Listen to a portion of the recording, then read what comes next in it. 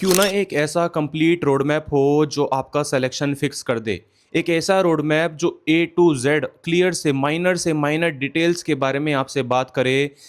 Toppers की strategies को आपके साथ डिस्कस किया जाए। कौन से ऐसे फ्री यूट्यूब चैनल्स हैं जो आपको सिलेक्शन दिलाएंगे। मॉक टेस्ट स्ट्रेटेजी आपकी क्या होनी चाहिए। नमस्कार दोस्तों, welcome back to my YouTube channel SSC with Hrithik Verma. कैसे हैं आप सभी। आशा करता हूं कि आप सभी की तैयारी काफ़ी अच्छी चल रही होगी और आप सभी अपने अपने घरों में स्वस्थ होंगे, हेल्दी होंगे। तो आज की वीडियो में मोस्ट डिमांडिंग ये वीडियो मेरे चैनल पर होने वाली है, क्योंकि आज की वीडियो में एक कंप्लीट रोड मैप देने आपको जा रहा हूं। अगर आप भी एक सीरियस एसएससी एमटीएस 2025 के एस्पिरेंट हैं और एक चाहते हैं कि आपका जो सपना है सरकारी नौकरी को हासिल करने का वो आपका साकार हो, तो आज की वीडियो आपके लिए होने वाली है। एक ऐसा कंप्लीट रोड मैप आज आपको दिया जाएगा, सिलेबस से लेके स्ट्रेटजीज तक सारी चीज़ों को बारीकी से समझा जाएगा। मॉक टेस्ट स्ट्रेटजीज क्या होनी चाहिए, प्रीवियस ईयर क्वेश्चन पेपर्स के बच्चों के डाउट्स होते हैं, कौन सी ऐसी फ्री प्लेलिस्ट है जो आपको अपनानी है, क्या स्ट्रेटजीज है, क्या गाइड है, कैसे पढ़ाई करनी है, कितने मॉक टेस्ट देने हैं, मैथ्स कहाँ से करनी है, रीजनिंग कहाँ से करनी है, इंग्लिश को कैसे करना है, जीके को कैसे करना है। तो दोस्तों आज की वीडियो में एक एक कन्फ्यूजन को मारेंगे गोली और सारी चीज़ों को आपके साथ डिस्कस करेंगे।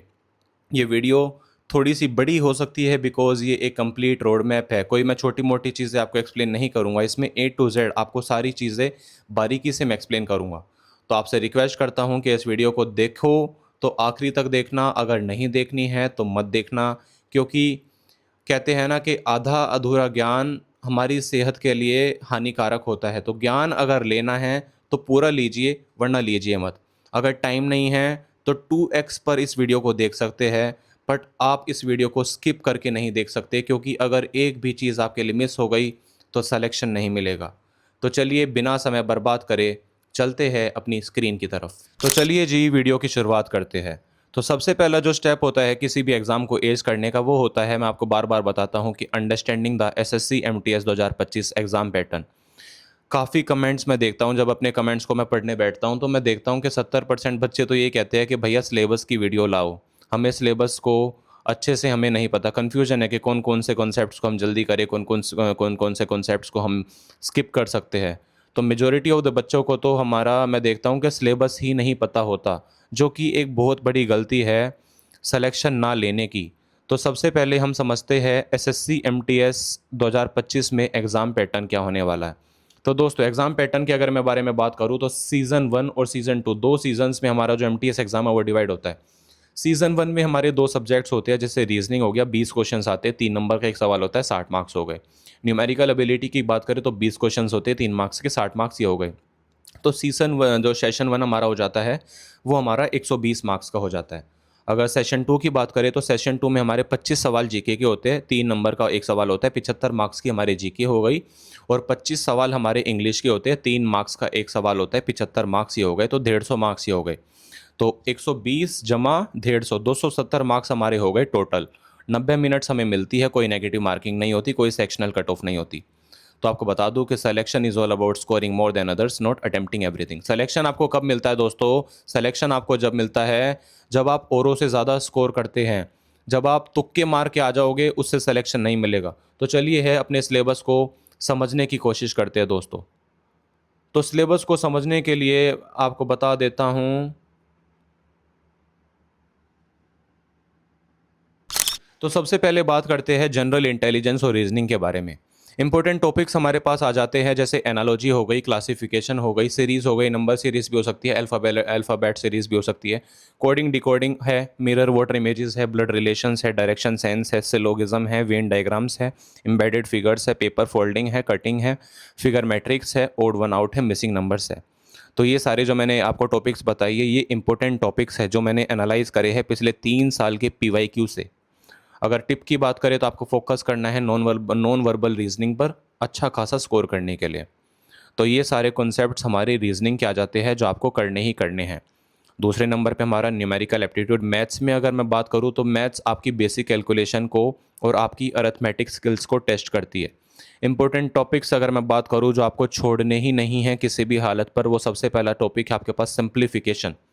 दूसरा टॉपिक आपके पास आ जाता है एचसीएफ एंड एलसीएम। तीसरा है नंबर सिस्टम, चौथा है परसेंटेज, पांचवा है प्रॉफिट एंड लॉस, छठा है एसआई एंड सीआई, सातवा है टाइम स्पीड एंड डिस्टेंस, आठवा है टाइम एंड वर्क, नौवा है रेशियो एंड प्रोपोर्शन, 10वां है एवरेज, 11वां है मिक्सचर एंड एलिगेशन, 12वां है मेंसुरेशन, 13वां है data interpretation, bar graph, pie chart, 13वां है algebra and 14th is geometry. Geometry के बेसिक्स आपको करने हैं, एलजेब्रा के बेसिक्स आपको करने हैं। तो आपको क्या करना है कि अपनी कैलकुलेशन ट्रिक्स पर प्रैक्टिस करनी है ताकि आप एकदम से फटाक से अपने जो सवाल है उनको बना सकें। फिर हम बात कर लेते हैं जनरल अवेयरनेस के बारे में। जनरल अवेयरनेस का क्या सिलेबस है अगर एमटीएस की बात करें तो जनरल अवेयरनेस आपकी नॉलेज को स्किल टेस्ट करती है कि आपको दिन दुनिया के बारे में कितनी नॉलेज है। इंपॉर्टेंट टॉपिक्स की अगर बात करूँ जीके की, तो इंपॉर्टेंट टॉपिक्स आपके पास आ जाते हैं स्टैटिक जीके। स्टैटिक जीके में क्या आता है, इंपॉर्टेंट डेज आ गए, बुक्स आ गई, अवार्ड्स आ गए। हिस्ट्री की अगर बात करें तो फ्रीडम स्ट्रगल हो गया, एंशियंट हिस्ट्री, मिडिवल हिस्ट्री हो गई। ज्योग्राफी में इंडिया और वर्ल्ड दोनों के बारे में पूछा जाता है। इंडियन पॉलिटी में हमारे संविधान के बारे में पूछा जाता है, हमारे पार्लियामेंट के बारे में पूछा जाता है। इकोनॉमी की बात करें तो बेसिक्स हो गए, बजट पे बहुत सारे क्वेश्चंस आते हैं, स्कीम्स पर बहुत सारे क्वेश्चंस आते हैं। साइंस की बात करें तो फिजिक्स, केमिस्ट्री, बायोलॉजी, बेसिक्स आपको आने चाहिए। करंट अफेयर्स पिछले 6 से 8 महीने की करंट अफेयर्स आपको आनी चाहिए। गवर्नमेंट स्कीम्स हो जाती है, स्पोर्ट्स, आर्ट्स एंड कल्चर हो जाता है, dances of India, classical and folk dance. तो दोस्तों आपको बता दूँ सिलेबस, जैसे सिलेबस के मैंने आपको बता दिया जीके का। अब बहुत से लोग पूछते हैं कि जीके को कैसे कवर करना है।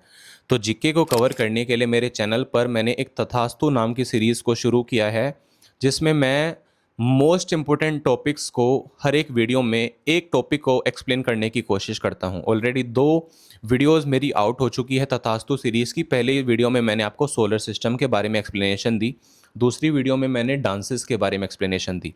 तो जिन भी बच्चों को जीके में कन्फ्यूजन है, मेरी सीरीज़ को आप चेक कर सकते हैं और मेरे चैनल के साथ आप जुड़ सकते हैं। तो चलिए आगे बढ़ते हैं। अब बात करते हैं इंग्लिश लैंग्वेज के बारे में। इंग्लिश लैंग्वेज क्या टेस्ट करती है, आपकी बेसिक अंडरस्टैंडिंग टेस्ट करती है ग्रामर की एंड वोकैबलरी की।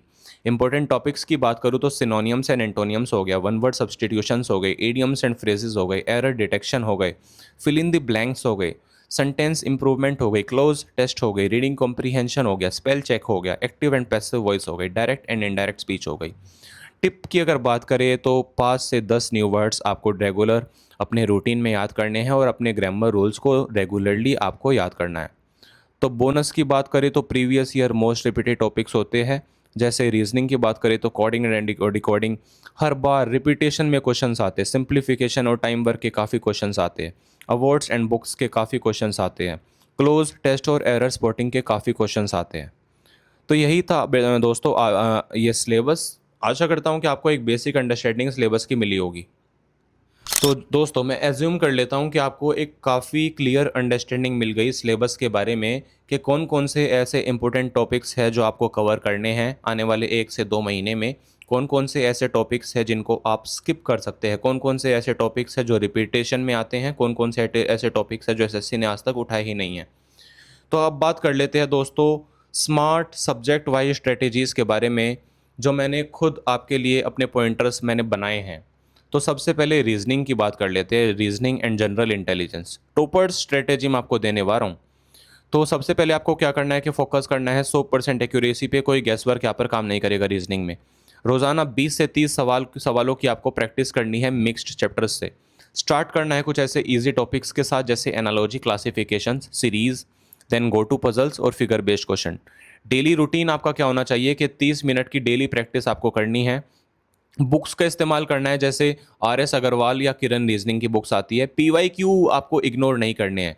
PYQ को हर दूसरे तीसरे दिन आपको सोल्व करते रहना है, जिससे कि आपको एसएससी के पैटर्न का अंदाज़ा लग जाए। बात करते हैं मैथ्स के बारे में, न्यूमेरिकल एप्टीट्यूड। न्यूमेरिकल एप्टीट्यूड की क्या स्ट्रेटेजी हो सकती है कि आपको बेसिक अरिथमेटिक पहले कवर करना है। बेसिक अरिथमेटिक में कुछ चैप्टर्स आ जाते हैं, जैसे परसेंटेज हो गया, प्रॉफिट एंड लॉस हो गया, टाइम एंड वर्क हो गया। एक फार्मूला चार्ट्स आपको बनाना है क्योंकि रिवीजन के लिए। फार्मूला चार्ट्स नहीं बनाओ तो एक फार्मूला नोटबुक भी बना सकते हो छोटी सी।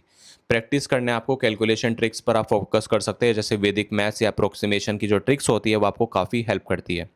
चौथे नंबर पे आ जाता है हमारा 2 से 3 मॉक टेस्ट आपको हर वक्त देने हैं, जिससे कि आप अपने वीक टॉपिक्स को ट्रैक कर सके। डेली रूटीन आपका क्या होना चाहिए मैथ्स के लिए, 1 हार की डेडिकेटेड प्रैक्टिस आपको करनी ही करनी है। रोज़ाना आपको स्टार्ट करना है एक टॉपिक से और कम से कम उस टॉपिक के 20 सवाल आपको सॉल्व करने हैं। टेबल्स को रिवाइज करना है, स्क्वायर्स को रिवाइज करना है और क्यूब्स को रिवाइज करना है डेली।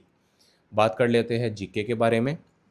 तो जीके की आपकी क्या स्ट्रेटेजी हो सकती है दोस्तों, कि 15 से 20 मिनट डेली आपको करंट अफेयर्स पढ़नी है। करंट अफेयर्स आप परमार एसएससी सर के यूट्यूब चैनल से पढ़ सकते हैं, या आप न्यूज़पेपर्स पर जा सकते हैं। द हिंदू काफ़ी अच्छा न्यूज़पेपर है। स्टैटिक जीके आपको रिवाइज करनी है वीकली। इंपॉर्टेंट डेज क्या है, बुक्स क्या है, डांसेस क्या है, पॉलिटी के बारे में आपको पढ़ना है। अगर मैं बुक की बात करूँ तो लूसेंट जीके को आप पढ़ सकते हैं, या अरिहंत जनरल नॉलेज बुक भी आती है। अभी हाल ही में एक रिसेंटली मार्केट में नई बुक आई है जिसका नाम है फैटमैन, एसएससी परमार सर की ही है वो। तो फैटमैन पर भी आप जा सकते हैं। डेली रूटीन आपका क्या होना चाहिए कि डेली करंट अफेयर्स आपको 20 मिनट याद करनी है, और 40 मिनट आपको स्टैटिक जीके प्लस रिवीजन करना है। नोट्स आपको बनाने हैं वन लाइनर फैक्ट्स के। बात करते हैं इंग्लिश लैंग्वेज के बारे में, तो आपको क्या करना है, अपने रूल्स को स्ट्रेंथन कर लेना है। Narration, voice, tenses, subject, verb agreements. Editorials को आपको रोज़ाना पढ़ना है हिंदू में। शॉर्ट न्यूज़ आर्टिकल्स को आपको पढ़ना है, जिससे की वजह से आपकी कॉम्प्रीहेंशन और वोकैब स्किल्स पॉलिश हो सके। वोकैब को आपको डेली रिवाइज करना है, जैसा कि मैंने आपको बताया कि आप synonym, idiom, one word substitution daily आप याद कर सकते हैं। प्रैक्टिस करना है एरर डिटेक्शन, और क्लोज टेस्ट आपको वीकली देने हैं। डेली रूटीन आपका क्या हो सकता है कि आप 30 मिनट ग्रामर एक रूल बुक बना सकते हैं, उसमें से आप ग्रामर्स के रूल्स को रिवाइज कर सकते हैं। 20 मिनट्स आप वोकैब यूज़ कर सकते हैं। प्रैक्टिस करना है आपको, एक रीडिंग पैसेज अपने सामने रख लेना है और उसको रीड करना है। बुक्स की अगर बात करूँ तो हमारी काफ़ी अच्छी बुक मैम ने लॉन्च की है, रानी मैम ने, जिसका नाम है समुद्रा मंथम। तो काफ़ी अच्छी बुक है, मैं भी वही यूज़ करता हूँ। और दूसरी बुक्स पर आपको जाना है तो आप प्लिंथ टू पैरामाउंट भी आती है, या एसपी बख्शी भी आती है, जो आपके इंग्लिश के बेसिक्स को कवर करा सकती है। अब दोस्तों बात करते हैं कि टॉपर क्या करता है, एक साधारण इंसान क्या नहीं करता, और क्या टॉपर कर लेता है जिसकी वजह से एक साधारण इंसान अगले साल फिर से देने की कोशिश करता है, और जो टॉपर होता है वो इसी साल सिलेक्शन ले लेता है। तो क्या टाइम टेबल होना चाहिए आपका। टाइम टेबल आपको एक फिक्स्ड डेली स्केड्यूल आपका होना चाहिए, जैसे 2 घंटे आपको सुबह पढ़ना है, 2 घंटे आपको शाम को पढ़ना है। पीवाईक्यू की बात करें तो 5 से 10 सालों के क्वेश्चन पेपर्स आपको अपनी प्रिपरेशन जर्नी के दौरान सॉल्व करने हैं। मॉक टेस्ट की बात करें तो वीकली मॉक आपको देने हैं, उनको एनालाइज करना है, अपनी मिस्टेक्स को ट्रैक करना है। रिवीजन नोट्स आप बना सकते हैं। स्मार्ट प्रैक्टिस कैसे करते हैं कि आपको क्वालिटी पर ध्यान ध्यान देना है, क्वांटिटी से ज़्यादा। टॉपिक वाइज सेक्शनल टेस्ट आपको देने हैं। और आपको क्या करना है, the most important thing is आपको पढ़ाई करनी है एक डिस्ट्रैक्शन फ्री इन्वायरमेंट में। 40 से 50 मिनट आपको फोकस करना है, और 5 से 10 मिनट का आपको ब्रेक लेना है। तो ये टॉपर्स करते हैं दोस्तों, जो आप नहीं करते, और टॉपर्स करते हैं जिनकी वजह से टॉपर्स अपना सिलेक्शन ले जाते हैं। तो दोस्तों हमने सिलेबस को समझ लिया, हमने सब्जेक्ट वाइज स्ट्रेटजीज को समझ लिया, हमने कुछ ऐसे सीक्रेट्स को जान लिया जो साधारण इंसान नहीं करता, जो टॉपर कर लेता है। अब बात करते हैं पीवाईक्यू के बारे में और मॉक टेस्ट के बारे में। दोस्तों अगर आपको नहीं पता तो मैं आपको बता दूं कि प्रीवियस ईयर क्वेश्चन पेपर और मॉक टेस्ट हमारे गेम चेंजर्स हो सकते हैं आपके सिलेक्शन की जर्नी में। पीवाईक्यू क्या करते हैं, पीवाईक्यू आपको दिखाते हैं कि हकीकत में एसएससी पूछता कैसे, किस टाइप के सवाल है। तो आपको स्मार्ट स्टडी में पीवाईक्यू हेल्प करते हैं। मॉक टेस्ट की बात करें तो मॉक टेस्ट क्या करता है, रियल एग्जाम को साइमुलेट कर देता है, जिसकी वजह से आपकी स्पीड, एक्यूरेसी, कॉन्फिडेंस सब बढ़ जाता है। टॉपर्स क्या कहते हैं, टॉपर्स का कहना है दोस्तों कि PYQ plus mock is equal to 60% selection work done. अगर आपने प्रीवियस ईयर क्वेश्चन पेपर्स को सोल्व कर लिया, अगर आपने हफ्ते में 2 से 3 मॉक टेस्ट दे दिए, तो दोस्तों आपका 60% सिलेक्शन पक्का है। अब पीवाईक्यू की क्या स्ट्रेटेजी होनी चाहिए, कैसे आपको प्रीवियस ईयर क्वेश्चन पेपर्स को सोल्व करना है दोस्तों। तो टॉपर्स क्या कहते हैं प्रीवियस ईयर क्वेश्चन पेपर्स के बारे में। टॉपर्स का कहना है दोस्तों कि आपको सोल्व करने हैं 5 से 10 साल के SSC MTS paper, topic wise आप सोल्व कर सकते हैं, है ना।